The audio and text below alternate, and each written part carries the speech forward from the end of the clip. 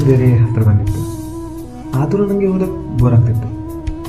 ಎಲ್ಲಾದರೂ ಹೊರಗೆ ಸಿಗ್ಬೋದು ಅನಿಸಿದಾಗ ನನಗೊಂದು ಕಾಲ್ ಬಂತು.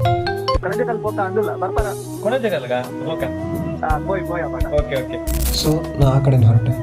ಹೋಗ್ತಾ ದಾರಿಯಲ್ಲಿ ಸಿಕ್ಕ ಹಳೆ ಅಂಗಡಿಗಳು, ಡೊಂಕಾಗಿದ್ದ ರಸ್ತೆಗಳು, ಮಂಕಾಗಿದ್ದ ಮರಗಿಡಗಳು ನೋಡ್ತಾ ಹಾಗೆ ಮುಂದೆ ಬಂದು ನಾನು ತಲುಪಿದ್ದು ಕೊಣಜೆ ಕಲ್ಲಿನ ತಪ್ಪಲಿಗೆ.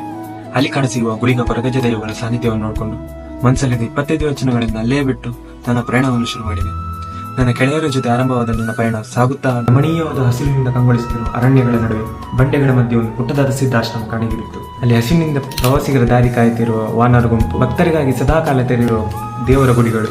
ನಾವು ಅಲ್ಲಿರುವ ಶ್ರೀ ಭಕ್ತ ಮಾರ್ಕಂಡೇಶ್ವರ ಸ್ವಾಮಿಯ ದರ್ಶನ ಪಡೆದು ದೇವರ ಪ್ರಸಾದ ಸ್ವೀಕರಿಸಿ ಸ್ವಾಮಿಗಳ ಆಶೀರ್ವಾದ ಪಡೆದು ಒಂದಷ್ಟು ಕಾಲ ದೇವರ ಧ್ಯಾನ ಮಾಡಿ ನಮ್ಮ ಮುಂದಿನ ಪಯಣದ ಕಡೆ ಸಾಗಿದೆವು. ಒಂದಷ್ಟು ದೂರ ಸಾಗಿದಾಗ ನಮ್ಮ ಪಯಣಕ್ಕೆ ಜೊತೆಯಾದ ಅಲ್ಲಿ ಬಂದಿದ್ದ ಕೆಲವು ಪ್ರವಾಸಿಗಳ ಗುಂಪು.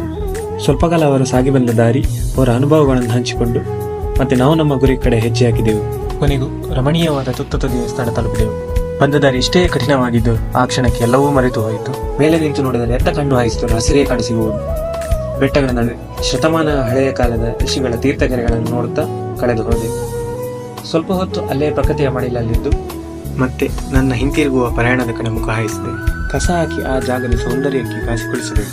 ಈ ವಿಡಿಯೋ ಇಷ್ಟ ಆಗಿದ್ರೆ ಲೈಕ್ ಮಾಡಿ. ಧನ್ಯವಾದಗಳು.